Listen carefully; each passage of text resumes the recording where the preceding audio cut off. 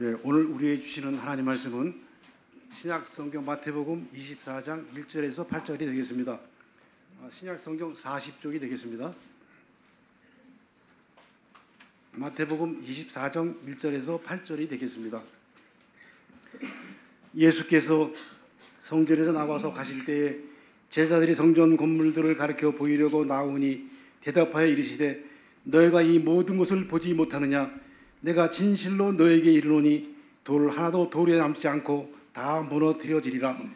예수께서 감람산 위에 앉으셨을 때에 제자들이 조용히 와서 이르되 우리에게 이르소서 어느 때에 이런 일이 있겠사오며 또 주의 임하심과 세상 끝에는 무슨 징조가 있사오리까? 예수께서 대답하여 이르시되 너희가 사람의 미혹을 받지 않도록 주의하라. 많은 사람이 내 이름으로 와서 이르되 나는 그리스도라 하여 많은 사람을 미혹하리라. 난리와 난리 소문을 듣겠으나 너희는 삼가 두려워하지 말라. 이런 일이 있어야 하되 아직 끝은 아니니라. 민족이 민족을 나라가 나라를 대적하여 일어나겠고 곳곳에 기근과 지진이 있으리니 이 모든 것은 재난의 시작이니라. 아멘. 오늘 무너진 예루살렘 성전 회복되면 안 되는 이유를 가지고 목사님 말씀하실 때 큰 은혜가 넘치기를 바랍니다.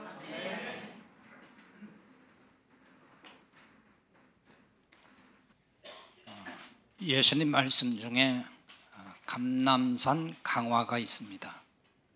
마태복음 24장과 25장, 그리고 마가복음 13장, 누가복음 21장 5절에서 36절의 말씀을 통칭 감람산 강화라 이렇게 말합니다. 예수님이 감람산에 오르셔서 가르치신 말씀이기 때문에 그렇게 부르는 것입니다. 이 말씀을 공관복음의 계시록이다 이렇게도 말합니다. 공관복음이라 그러면은 마태, 마가, 누가복음을 말하는 것이고요. 거기에 공통적으로 나와 있기 때문에 이제 공관이라고 그러는데, 감람산 강화는 제자들이 예수님께 그 성전 멸망, 예루살렘 성전 멸망에 대해서 질문함으로 시작이 됩니다. 제자들이 예수님께 예루살렘의 성전이 어느 때에 다 망하겠습니까? 멸망하겠습니까? 이렇게 묻습니다.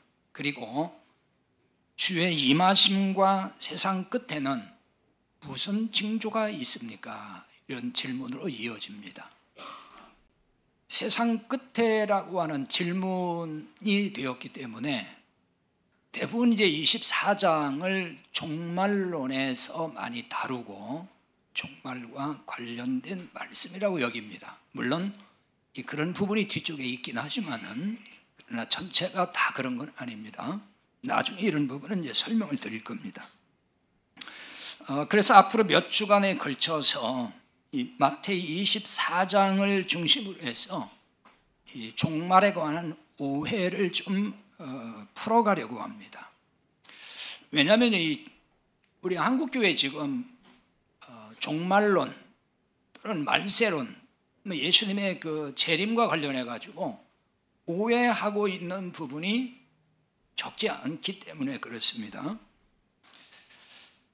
마태 24장을 앞으로 이제 계시록과 좀 연계해서 이 종말과 예수님의 재림에 대해서 살펴보겠습니다. 오늘 계속해서 이제 그 관련된 말씀이긴 한데 앞으로 청구하는 이 시간을 통해서 오해하고 있는 부분이 있다 그러면은 그 부분이 좀 깨달아지고 바르게 알았으면 좋겠다는 바람을 갖습니다. 자, 오늘은 그 중에서 예루살렘 성전이 왜 무너진 것인지 그것부터 좀 알아보겠습니다. 그리고 무너진 이 성전이 다시 회복되면 안 되는 이유를 좀 알아보려고 합니다. 이 부분을 짚어보겠습니다. 보통 이제 교회에서 예루살렘 성전의 회복에 대한 설교를 참 많이 합니다. 그래서 예루살렘 성전이 회복되어야 될 이유에 대한 설교를 한국교회가 많이 하는 편이에요. 근데 오늘 이제 반대로 예루살렘 성전이 회복되면은 왜 안 되는가? 회복돼서는 안 되는 그 이유가 뭐냐 하는 거예요. 예루살렘 성전이 회복되면 예수님이 재림하신다 이렇게 믿는 이들이 많기 때문에 그렇습니다. 우리 한국교회 안에 이렇게 믿는 성도들이 아주 많습니다. 그렇게 가르치는 교회가 많은 거죠. 예루살렘 성전의 회복이 예수님의 재림의 징조다. 그러니까 예수님의 그 재림이 곧 임박했다라고 하는 하나의 징조라고 주장하는 이들이 아주 꽤 많습니다. 그래서 이들은 이스라엘 회복과 예루살렘 성전 회복을 예수님의 재림과 연관을 시킵니다. 그러니까 대표적으로 백투 예루살렘 운동이라는 걸 하는 선교단체 인터콥이 있죠. 들어봤을 거예요. 거기서 대표적으로 이렇게 주장을 하고 거기서뿐 아니라 한국의 그 주류 교단과 교회에서도 이렇게 많은 설교를 하고 가르치고 있어요. 자, 그렇다면은 이런 주장이 과연 맞는 것일까 하는 부분이에요. 저도 어릴 때부터 일정 부분 그렇게 배워왔거든요. 그래서 그렇게 많이 들어왔어요. 여러분도 그렇게 많이 들어왔고 알고 있을지 모릅니다. 근데 이런 주장이 과연 복음이라고 할 수 있을까? 이런 부분에 대해서 의문을 좀 가져야 되는데 저도 복음을 제대로 깨닫기 전에는 그런 의문을 가지 않았어요. 그냥 가르쳐 주니까 그렇게 되는가 보다, 그런 말씀인가 보다 이렇게만 믿었단 말입니다. 이 복음을 이제 깨닫고 성경을 복음적으로 쭉 보다 보니까 아, 이게 문제가 있구나 이런 생각이 들었고 그 부분을 발견을 할 수 있었습니다. 그럼 이런 주장이 무엇이 문제일까 하는 건데요. 오늘 본문 1절에 보면은 예수님이 예루살렘 성전에서 나오셔서 이제 가실 때 제자들이 이 성전 건물을 이렇게 보이려고 예수님 앞에 나왔습니다. 그래서 제자들이 성전 건물을 가리키면서 예수님을 보시도록 했다는 거예요. 아마 제자들이 보기에는 예수님이 성전 건물을 굳이 외면은 아니더라도 굳이 뭐 그걸 바라보지 않고 그냥 이렇게 가셨던 것 같아요. 그리고 자꾸만 그 성전 건물에 대해서 제자들이 얘기를 하면 예수님을 보시도록 했다는 거죠. 그리고 제자들이 왜 이런 태도를 보였을까요? 뭐 예수님이 성전 건물을 보시든 안 보시든 뭐 그걸 뭐 지나치든 무슨 관계가 있겠어요? 근데 왜 그랬을까? 그걸 보여주는 게 앞에 부분 마태 23장이거든요. 거기 23장 30절에 보면은 이렇게 말씀을 했어요. 예수님께서 보라 너희 집이 황폐하여 버려진 바 되리라 이 말씀을 하셔요. 여기서 너희 집이라는 것은 예루살렘 성전을 의미합니다. 그러니까 이 성전은 무너져서 황폐하게 된다 이렇게 예수님께서 말씀하신 거예요. 근데 제자들은 주님의 이 말씀이 도무지 믿기지 않았다는 얘기예요. 유대인들은 성전에 하나님이 영원히 계신다고 믿고 있거든요. 따라서 예루살렘 성전이 무너질 것이라고는 꿈에도 생각지 못하는 것이 유대인들이에요. 성전이 하나님의 집이고 그곳에 하나님이 계시는데 왜 그 성전이 무너진다는 거야? 상상을 못하는 거죠. 이 같은 유대주의적 사상에 젖어 있던 제자들도 예외는 아닌 거죠. 그러니까 제자들 마음에도 성전은 무너지지 않는다라고 하는 생각이 굳어 있는 거예요.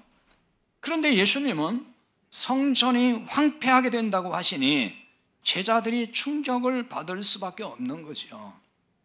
그래서 제자들은 성전의 그 위용을 예수님이 보시기를 바란 거예요. 마치 그냥 무시하고 외면하고 가시는 것 같아서 아니 저렇게 어마어마한 이 거대한 이 성전, 이 화려한 성전을 보시는데도 저런 말씀을 하실까? 제자들 간에는 그런 생각을 한 거죠. 하지만 예수님은 제자들의 이 같은 생각부터 무너뜨리는 말씀을 하십니다. 그게 2절의 하반절이에요. 본문에 거기 이렇게 나와 있죠. 내가 진실로 너에게 이르노니 돌 하나도 돌 위에 남지 않고 다 무너뜨려지리라. 이 말씀이에요. 무너뜨려진다, 무너지다. 이 말은 원문에 파괴한다 그 뜻이에요. 또는 폐지한다 이런 뜻을 가지고 있습니다. 성전 건물이 미래 어느 날 누군가에 의해서 파괴될 것이라고 말씀하는 거예요. 파괴되지 않고 버려진 돌은 단 하나도 없을 만큼 철저하게 파괴된다는 말씀입니다. 아예 이 성전 자체가 폐지된다는 뜻을 내포한 거예요. 이 예언대로 예루살렘 성전이 AD 70년에 로마 장군이었던 티투스에 의해서 완전히 파괴되고 철저하게 타무너져 버립니다. 그 티투스 장군이 나중에 로마 황제가 또 됩니다. 그러니까 문자 그대로 철저하게 파괴됨으로 예언이 성취됐습니다. 그러니까 이 성전 파괴가 주는 역사적 교훈은 대단히 중요합니다. 그러나 오늘은 이 부분을 생략합니다. 자, 오늘은 이보다 더 중요한 걸 다뤄야 되기 때문인데요. 오늘은 이 성전 파괴가 주는 복음적 의미를 중심으로 해서 살펴보겠습니다.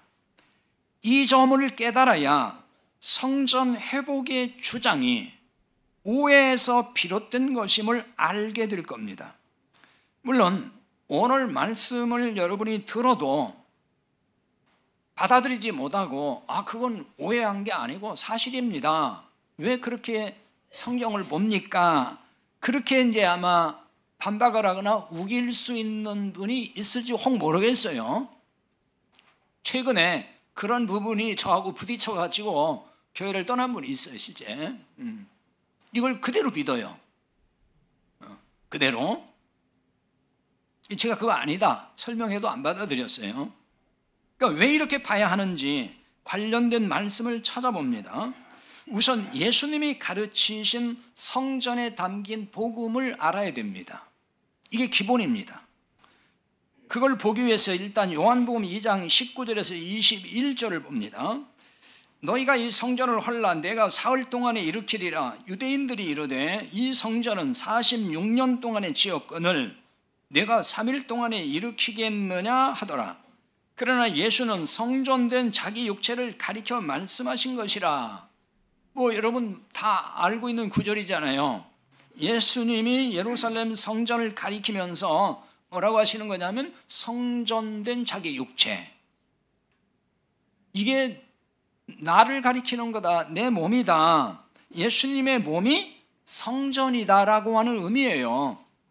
이런 점에서 성전을 헐라 하는 말은 뭘 말하냐면 예수님의 십자가 죽음을 말하는 거예요.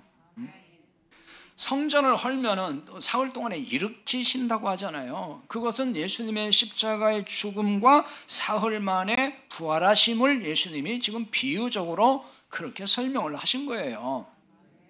이렇게 볼 때에 구약의 예루살렘 성전은 그림자 또는 모형이었다는 말이에요.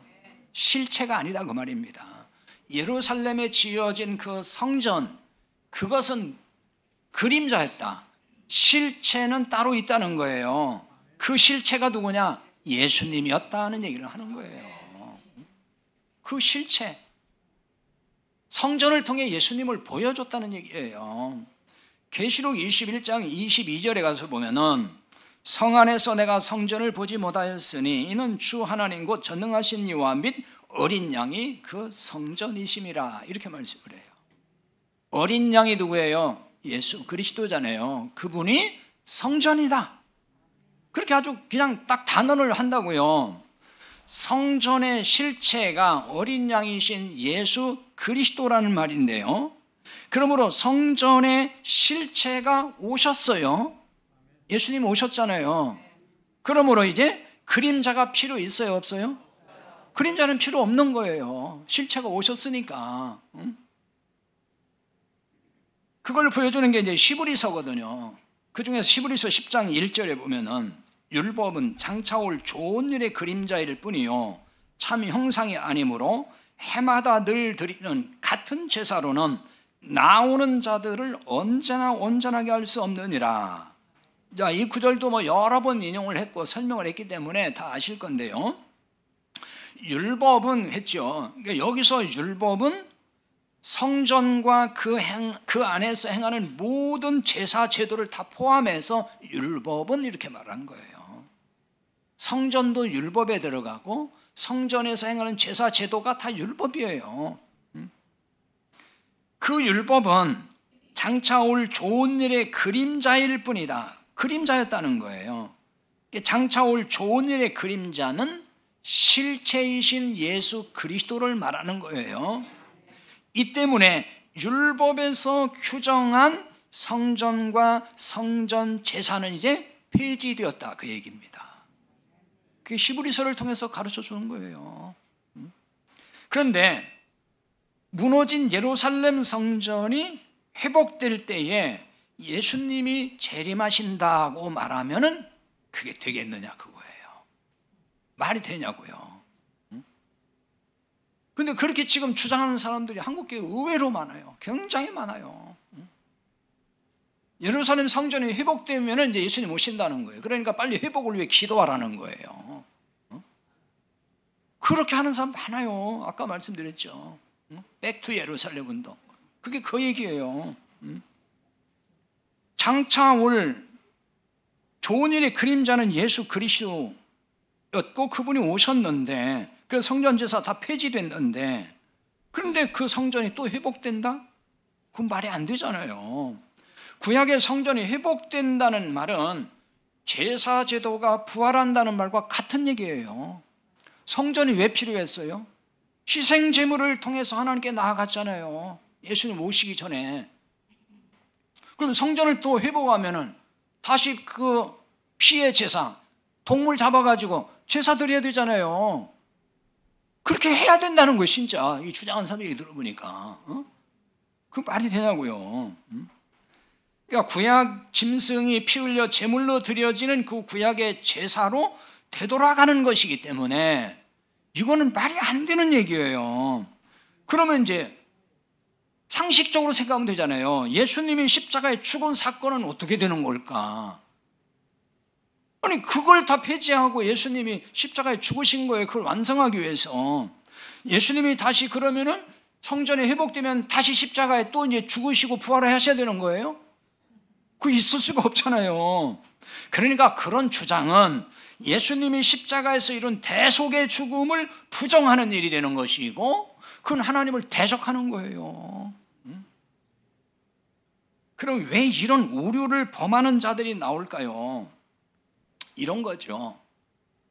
유대인을 하나님이 택하셨다. 선민이라는 얘기 하잖아요. 그 부분을 오해하는 거예요. 유대인을 하나님이 택하신 민족이라고 하는 거, 그 부분을 잘 이해를 해야 돼요. 그 유대인을 하나님 택하셨다는 얘기는 유대인 한 사람 한 사람을 다 구원하기로 하나님이 정하셔서 그들은 언젠가 다 구원받는다 그 얘기를 하는 거 아니에요. 그런데 그렇게 알아듣는 사람이 많은 것 같아요. 그렇게 오해하고 있는 거예요, 그게. 그러니까 하나님이 택하신 민족이기 때문에 하나님은 절대 이 민족을 안 버리고 언젠가 구원받을 때가 온다는 거예요. 유대인들이. 그걸 믿고 있어요. 이스라엘 민족을 택했다는 말은 그런 얘기가 아니고요. 성경은 유대인을 그 모델로 하고 있는 거예요. 유대인을 모델로 삼기 위해서 그 민족을 택했다는 얘기예요. 한 사람 한 사람을 구원받도록 정했다는 얘기 아니에요. 모델로 택해서 하나님의 구원 계획이 어떻게 이루어져 가는지 그거를 계시해 준 거예요. 그래서 유대인을 쓰신 거라고요. 그 일을 위해서.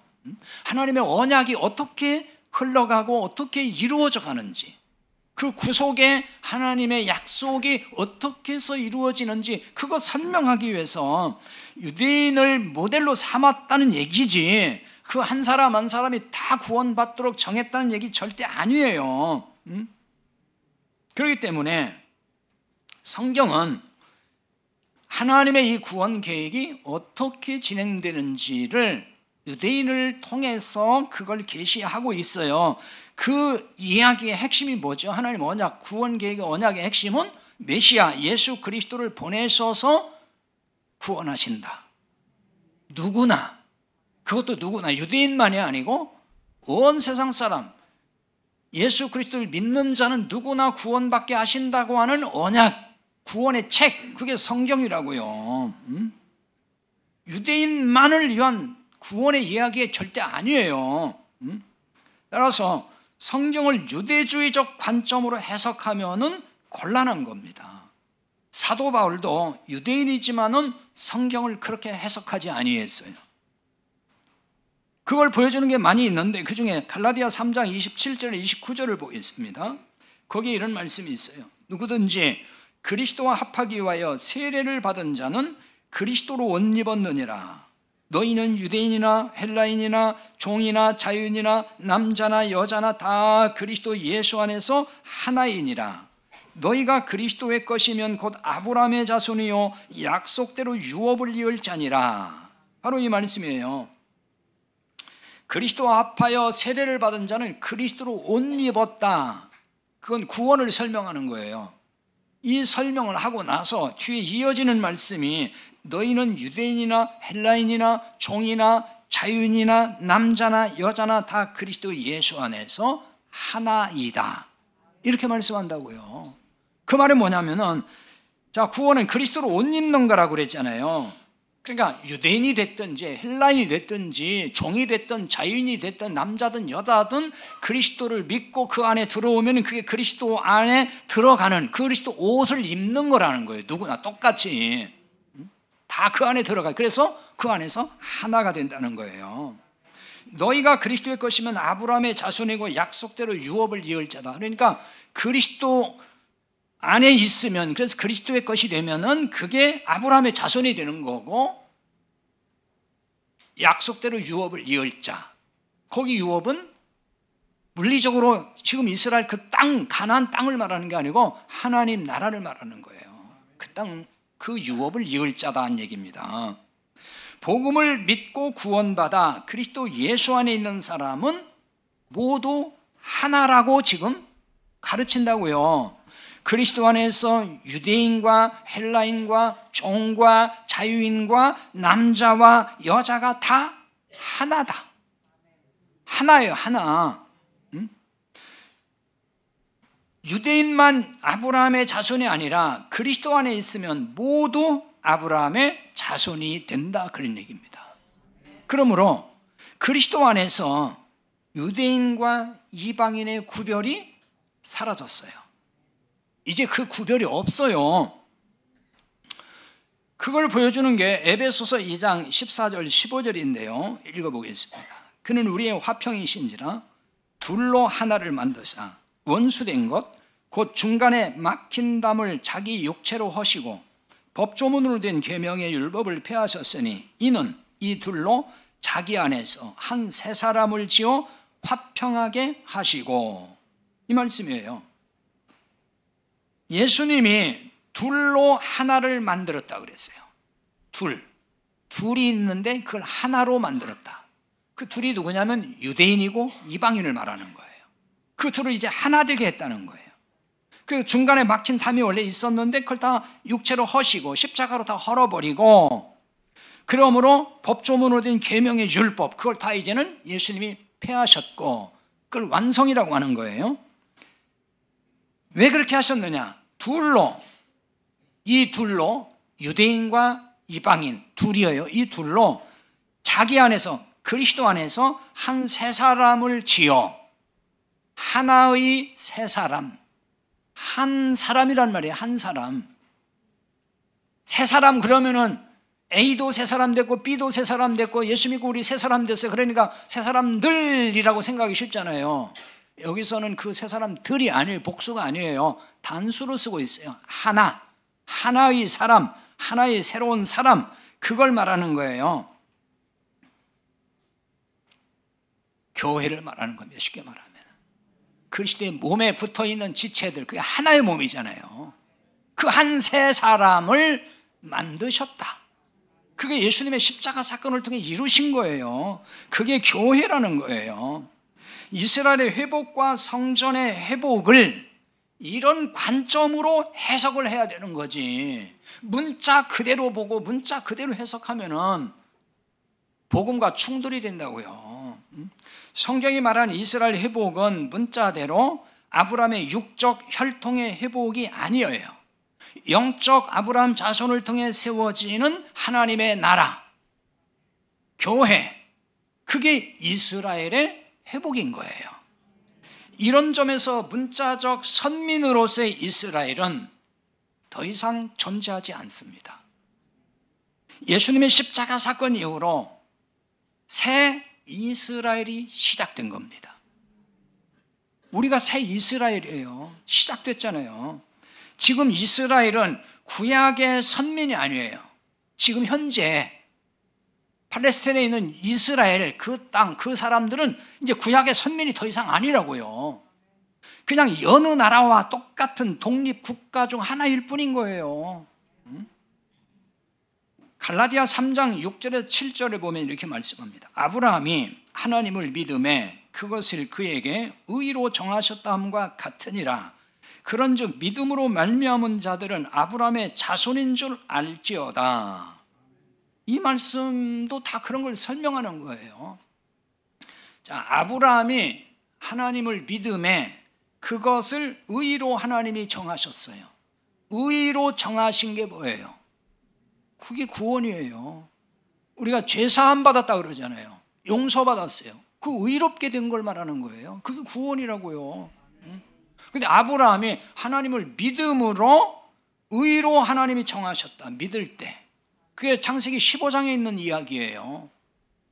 다 그 설명드렸어요. 창세기 강의를 통해서. 아브라함이 하나님의 언약을 믿었다는 얘기, 구체적으로 말하면. 하나님의 언약이 뭐예요? 메시아, 그리스도를 보내서 앞으로 구원하신다. 그게 언약, 하나님 언약의 핵심이에요. 아브라함과 하나님 맺은 언약의 핵심이라고요. 아브라함이 그걸 믿고 믿을 때 하나님이 아브라함을 의롭다고 하셨어요. 그게 아브라함이 구원받은 거예요. 그러니까 구약은 이렇게 구원받는다는 걸 얘기하는 거라고요. 뭐 구약은 율법을 지켜 구원받는 자꾸 이런 사람들이 있는데 아니에요. 똑같아요. 믿음으로 구원받아요.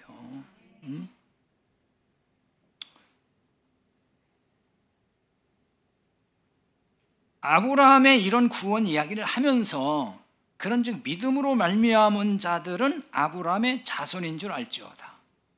그러니까 우리도 똑같이 구원을 믿음으로 받는다는 얘기를 하는 거고, 그런 사람이 이제 아브라함의 후손이라는 거예요.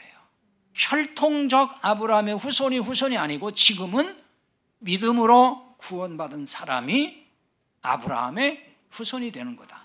영적 후손이라는 얘기죠.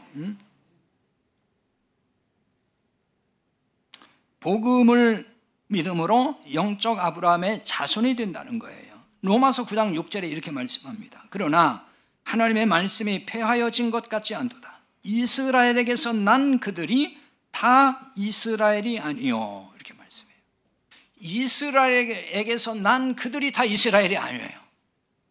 좀 쉽게 풀어 설명하면은 육적 아브라함의 자손이 다 이스라엘 백성 되는 거 아니다. 그런 얘기를 한다고요. 지금 사도 바울이 그렇게 지금 가르치고 있어요. 아브라함의 육적 자손이 다 유대인 되는 거 아니란 얘기죠. 로마서 2장 28절 29절에는 좀 더 구체적으로 다른 표현을 통해 이 점을 말씀합니다. 거기 보겠습니다. 무릇 표면적 유대인이 아니요 표면적 육신의 할례가 아니니라. 오직 이면적 유대인이 유대인이며 할례는 마음에 할지니 영에 있고 율법 조문에 있지 아니한 것이다. 표면적 유대인이 나오고 이면적 유대인이 나와요. 표면적 유대인은 혈통에 따라서 아브라함의 후손된 그 유대인, 그 유대인을 말하는 거예요. 근데 표면적 유대인이 이제는 유대인이 아니라 그러잖아요. 그러니까 지금은 선민으로서 이스라엘 없는 얘기, 없다 그 말과 같은 얘기인 거예요. 이면적 유대인이 진짜 유대인이라고 얘기한다고요. 이면이 뭐예요? 속이 유대인으로 바뀌어야 된다는 거예요. 그것은 믿음으로만 된다는 거예요. 예수 그리스도를 믿음으로. 그 사람이 유대인이 되는 것이다. 그걸 마음의 할례를 하라 그렇게 얘기를 하는 겁니다. 지금 마음의 변화가 일어나는, 그게 구원의 역사를 말하는 거예요. 그러므로 자, 중동의 이스라엘 회복을 주장하는 거, 그건 복음이 아닌 거예요. 구약의 이스라엘 그 선민, 그것이 지금 다시 회복돼야 된다? 이렇게 얘기하면은 성경의 복음과 충돌이 되고 맞지 않는 얘기란 말이에요. 물론 이제 구약 예언서에 보면은 이스라엘 회복의 예언이 많이 나오는 게 사실이에요. 그러나 그걸 그렇게 해석하면 안 돼요. 문자대로. 그것은 이 예언을, 이런 예언을 문자적으로 해석하면 안 된단 말이에요. 이스라엘이 다시 위대한 민족으로 재건될 것이다라고 주장하는 거. 그래서 다윗의 장막이 회복된다는 얘기도 하거든요. 그러니까 다윗 왕국처럼 그렇게 강대한 민족으로 다시 부흥하고 회복될 것이라고 믿어, 이런 걸 통해서 그 얘기 아니란 말이에요. 그러니까 하나님이 이스라엘 민족에게 가나안 땅을 영원히 주셨다, 그건 약속이다, 그러니까 그렇게 다 회복된다라고 자꾸 믿고 있는데 그 얘기 아니에요. 영원한 예루살렘 성전 회복도 뭐 그걸 하나님이 그러니까 이루신다 또 주장하는데 그 얘기 아닙니다. 이스라엘 땅과 성전 회복 예언은 그리스도가 오심으로 이루어질 하나님의 나라를 보여주고 그걸 계시해 주는 거예요. 그런 관점으로 그걸 풀고 해석을 해야 되는 거지, 그걸 문자대로 다시 이스라엘이 다윗 시대처럼 다윗 장막이 다 회복돼가지고 세상의 중심이 된다, 그래서 성전도 회복되고 그러면 예수님 오신다, 이렇게 얘기하면은 신약 성경을 다 깡그리 무시하는 것이 돼요. 그러니까 그건 문자대로 이스라엘 땅과 성전 회복을 이야기하는 말씀이 아닙니다. 그와 관련된 말씀은 앞으로도 뭐 차츰 좀 살펴보도록 할 것이고요. 자, 오늘은 이스라엘 땅과 성전 회복이 어떻게 이루어지고 있는지, 그것이 구체적으로 뭘 의미하는지 이 부분을 알아보겠습니다. 고린도전서 3장 16절의 말씀은 잘 아는 말씀이에요. 너희가 하나님의 성전인 것과 하나님의 성령이 너희 안에 계시는 걸 알지 못하느냐. 여기 하나님의 성전이 이제 너희라 그럽니다. 너희가 누구겠어요? 구원받은 우리들인데 고린도 교회에 보낸 편지니까 고린도 교회 신자들이에요. 그 고린도 사람들은 유대인이요 이방인이에요? 이방인이에요. 물론 유대인도 있었어요, 그 교회에. 그러니까 여기서는 지금 이방인을 포함한 유대인 다 포함해서 하는 얘기라고요. 유대인이 하나님의 성전이라는 얘기를 안 해요. 이방인도 하나님의 성전이다. 고린도서 6장 19절에는 또 이렇게 말하죠. 너희 몸은 너희가 하나님께로부터 받은 바 너희 가운데 계신 성령의 전인 줄을 알지 못하느냐. 너희는 너희 자신의 것이 아니다. 여기서는 이제 성령의 전이라고 얘기합니다. 그러면 성령의 전과 하나님의 성전은 다른 얘기예요? 같은 얘기예요. 성령 하나님 그러잖아요. 그래서 같은 얘기예요. 예수 그리스도가 성전이라는 점에 대해서 앞에 설명을 드렸습니다. 성전이신 예수님이 승천하십니다. 그때 하신 약속이 있죠. 다른 보혜사, 또 다른 보혜사 성령을 보내신다, 이렇게 약속을 하셨어요. 그 약속대로 또 다른 보혜사인 성령이 오셨습니다. 언제 오셨죠? 오순절 날에. 사도행전 2장 사건이에요. 그때 주님의 제자들이 성령의 충만을 받았습니다. 오순절 성령 강림은 구원받은 자를 하나님의 성전 또는 하나님의 땅으로, 하나님의 영토로 삼았다고 하는 하나의 상징적 사건이에요. 그리고 실제적 사건인 거예요, 그게. 바울은 이를 두고서 성령의 전이라고도 했고 하나님의 성전이라고도 한 것입니다. 그래서 건물로서 이제 성전이 무너지고 새로운 성전을 세우시기 시작한 것, 그게 오순절 성령 강림의 굉장히 중요한 의의가 되는 겁니다. 단순히 성령 충만 받아서 능력이 나타났다, 이것만 알면 안 되는 거예요. 정말 중요한 건 그거예요. 성령이 임하셨어요. 하나님의 영토가 된 거예요. 우리가 하나님의 땅이 된 거예요. 그걸 하나님의 성전이라고 그래요. 이미 구약에 시편 114편 2절에 보면은 그런 말씀들이 있다고요. 유다는 여호와의 성소가 되고 이스라엘은 그의 영토가 되었도다 그래요. 유다 이스라엘, 자, 이스라엘 백성들은 하나님의 성소다는 거예요. 성소. 백성이 성소가 되는 거고, 그리고 그의 영토, 하나님의 영토가 된다. 하나님의 땅이 된다는 말입니다. 그건 신약에 이렇게 나타날 걸 그대로 계시해 주고 있는 거예요. 그러므로 예배당을 짓고 성전 건축했다고 말을 하면 돼요, 안 돼요? 안 되는 거예요. 절대로 안 되는 거예요, 그거는. 거기다가 하나님이 거하실 하나님의 집을 지었다고 말하면 더더군다나 말도 안 되는 언어도단이에요. 근데 한국교회는 지금 예배당 짓고 다 뭐 졌다고 그래요? 성전 건축했다고 그러잖아요. 대형화될수록 다 그렇게 얘기를 해요. 왜 그런지 아시죠? 왜 그렇게 하는지. 그렇게 안 하면 돈이 안 나와요. 그냥 우리 집 집시다 그러면 누가 돈 내요? 이거 하나님 집 지어야 되는데 당신들만 좋은 아파트 살면 돼? 하나님 집은 이렇게 다 새빵집이고 그냥 비가 새는데 이러면 찔려가지고 돈 낸다고요. 그러니까 성전 아버지 집 짓자 이런다고. 그건 사기예요, 사기. 사도행전 17장 22절에서 25절에 보면 이런 말씀이 나와요. 사도 바울이 그리스 아덴에 가서 이제 복음을 전하거든요. 그래서 이제 두루두루 아덴 지역을 다녀봤는데, 다녀보니까 온통 우상이에요. 가는 곳마다 신이 있어요. 뭐 무슨 신 해가지고 집집마다 뭐 동네마다 신이 가득 찼어. 그런데 어디를 가서 보니까 알지 못하는 신이라고 이름을 붙인 신이 있어요. 그러니까 하다 안 돼가지고 우리가 알지 못한 또 하나의 신이 있겠다 해서 붙인 이름인 거예요. 그래서 바울이 그거를 가지고 복음을 전하기 시작합니다. 당신들이 알지 못하는 신이라고 했는데 그 신이 누군지 내가 알려줄게 하면서 말씀을 하는 거예요. 그분이 여호와 하나님이다. 그런 얘기를 하면서 이렇게 얘기한다고요.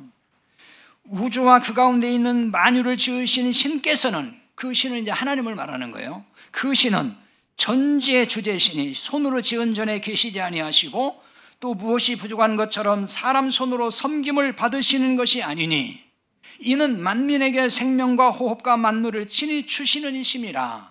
이렇게 전한다고요. 천지의 주제이신 그 신 여호와 하나님은 사람 손으로 지은 성전에 계시지 않는다. 이렇게 말씀을 해요. 그 시대 사람들은 신전을 만들어 놓고 그 신을 모신다고 생각하거든요. 그 신이 거기 계신다고 생각하는 거예요. 그러나 우리가 믿는 여호와 하나님은 그런 신이 아니다. 사람이 지은 집에 계시지 않는다. 이렇게 바울이 증거를 하는 거예요. 그러니까 이 말은 똑같은 얘기예요. 오늘날 성전이라고 사람들이 만들어 놓고 이게 하나님 집이라고 하면은 아니라 그 얘기잖아요. 하나님 거기 안 계신다는 거예요. 그 집에 이렇게 갇혀 계시는 분이 아니다. 그런 얘기예요. 그런데 한국교회가 지금 예배당을 건축하고 이거를 이제 자칭 성전이라고 부르면서 아버지 집, 하나님의 집이라고 하잖아요. 그건 뭐죠? 그 건물 안에 하나님을 가두어 두는 것과 똑같은 거예요. 하나님, 우리가 집을 멋지게 잘 지었으니까 하나님 여기서 좀 편안하게 계세요. 우리가 섬겨드리겠습니다. 이거잖아요 지금. 그래서 오늘도 예배 중에 아마 그렇게 하나님을 잘 섬긴다고 생각하는 분도 있을 거예요. 하지만 하나님은 무엇이 부족한 것처럼 그 성전에 그 집에 계시지도 않을 뿐더러 사람 손으로 섬김을 받지 않는다라고 말씀을 하신다고요. 그 사도행전 17장 25절에 섬김을 받지 않는다, 섬기다 이 말이에요. 헬라어에 이거를 테라피오라고 합니다. 영의 테라피라는 말이 있죠. 여기서 나온 말이에요. 치료한다 그 말입니다. 혹은 시중들다 이런 뜻이 있습니다. 하나님은 치료가 필요한 분일까요? 하나님을 섬겨, 하나님을 치료한다 그런 얘기거든요. 물론 섬긴다는 용어가 다른 용어도 많이 있어요. 봉사한다 이런 말도 있고, 근데 여기서는 그런 얘기예요. 그러니까 하나님은 사람에게서 도움을 받고 섬김을 받을 만큼 그렇게 불편하시거나 뭐가 부족한 게 있는 분이 아니에요. 그런데 사람들은 하나님을 자기가 지극정성 섬긴다고 생각을 해요. 그런 하나님이 아니라는 거예요. 섬김은 누가 필요하냐면 우리가 필요한 거예요. 우리가 치료가 필요한 사람들이거든요. 하나님 우리를 치료하시는 거예요. 그게 하나님의 섬김이십니다. 여러분, 갓난아이가 부모의 섬김을 받습니까? 갓난아이가 부모를 섬깁니까? 우리는 갓난아이보다도 못한 존재예요. 그럼 우리가 무슨 하나님을 어떻게 섬겨요? 그냥 우리는 하나님의 은혜를 깨달은 만큼 감사할 뿐이고 하나님을 경외하고 그렇게 사는 거예요. 그렇다면 이 시대에 참 이스라엘 땅의 회복과 성전 회복이란 무엇일까요? 자, 앞에서 설명했던 말씀이고 인용했던 말씀인데 다시 봅니다. 에베소 2장 15절에서 16절 다시 보겠습니다. 법조문으로 된 계명의 율법을 폐하셨으니 이는 이 둘로 자기 안에서 한 새 사람을 지어 화평하게 하시고 또 십자가로 이 둘을 한 몸으로 하나님과 화목하게 하려 하심이라. 이 말씀입니다. 예수님이 유대인과 이방인을 자기 안에서 한 새 사람이 되게 하셨다고 그랬죠. 그렇게 지었다, 창조했다는 얘기거든요. 예수 안에서 유대인과 이방인을 다 용해시켜버린 거예요. 그리고 새로운 하나의 사람을 창조했습니다. 그래서 이건 단수라고 그랬죠. 하나의 교회라고 그랬습니다. 그리스도의 몸인 교회, 하나의 사람, 그걸 말하는 거예요. 그러므로 유대인과 이방인을 어떻게 했다고요? 한 몸 되게 했다 그 말입니다. 유대인과 이방인 그래서 구별이 없습니다. 예수님 안에서는 유대인과 이방인의 구별은 절대로 없습니다. 십자가로 한 몸이 된 그리스도인만 있을 뿐이에요. 이게 교회라고요. 교회는 십자가로 이제 한 몸이 된 그리스도인 그 한 사람만 있는 것이 교회인 거예요. 그러므로 아브라함 혈통에 따른 이스라엘 민족 회복은 없습니다. 성경이 말한 이스라엘 땅의 회복은 지금의 이스라엘 영토가 아니에요. 그것과는 상관없는 얘기입니다. 이스라엘 땅의 회복은 그리스도 안에서 이루어지는 새 이스라엘 공동체, 교회인 거예요. 그게 이스라엘 회복이고 그게 땅의 회복이고 성전의 회복이에요. 그래서 참 성전 회복과 이게 다 관련이 있는 겁니다. 에베소 2장 21절 22절을 봅니다. 거기 이렇게 말씀합니다. 그의 안에서 건물마다 서로 연결하여 주 안에서 성전이 되어가고 너희도 성령 안에서 하나님의 거하실 처소가 되기 위하여 그리스도 예수 안에서 함께 지어져 가느니라. 이 말씀입니다. 새 이스라엘로 창조된 우리, 구원받은 성도예요. 이 성도는 주 안에서 성전이 되어간다 이렇게 말씀합니다. 이 되어간다 이 말은 어떤 뜻이냐면 자라난다 그 말이에요. 성장한다라는 뜻이거든요. 현재형입니다. 계속 성장해야 된다는 얘기예요. 그래서 이걸 좀 더 쉽게 풀이하면 이런 얘기예요. 성도는 주 안에서 성전을 위하여 현재 성장해야 된다, 이런 얘기를 하는 것입니다. 그리고 예수 안에서 하나님의 거하실 처소로 지어져 간다 그랬습니다. 그런데 함께 지어져 간다 그랬어요. 이것도 현재형이고 이건 수동태로 되어 있습니다. 그러니까 이 말은 무슨 얘기냐면은 주님에 의해서 성전으로 지어져 간다, 그런 뜻이에요. 성전된 성도들이 모이고 그 성전된 성도들을 통해서 현재형의 또 성전이 계속해서 지어져 가는, 세워져 가는 거, 그걸 말합니다. 바꿔 말하면은 교회가 세워져 간다는 말과 같은 거예요. 근데 그것이 우리들이 하는 게 아니고 주님에 의해서 주님이 하신다는 얘기예요. 참 성전의 회복이란 바로 이런 걸 얘기하는 거지, 문자적으로 지금의 예루살렘에 다시 성전이 지어진다, 그 얘기 아니란 말이에요. 새 이스라엘 된 우리를 통해서 지금도 주님 몸으로서의 성전을 하나님이 지어 가시는 겁니다. 그러니 이스라엘 영토와 성전이 회복될 때에 주님이 재림하신다는 그 말에 미혹받으면 안 돼요. 여전히 아까 말씀드린 그 선교단체를 비롯해서 많은 유력 교회에서도 이런 얘기 많이 해요. 그래서 예루살렘 회복을 위해 자꾸 기도하라고 한다니까요. 성전을 회복을 위해서 기도하라. 그리고 심지어 또 어떤 사람, 극성맞은 사람들은 예루살렘 거기 가가지고 그 성전 주변에 빙빙 돌면서 기도한다는 거, 땅 받기 뭐 그거 기도하는 거 있잖아요. 그건 기도도 아니에요. 그런데 미혹받으면 안 돼요.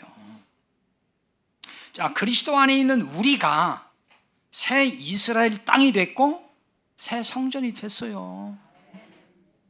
이 얼마나 벅찬 은혜입니까? 이 은혜를 인해서 우리가 주님 오시기를 기다리며 좀 힘들고 어려워도 잘 인내하고 소망 중에 승리하며 살기를 바랍니다.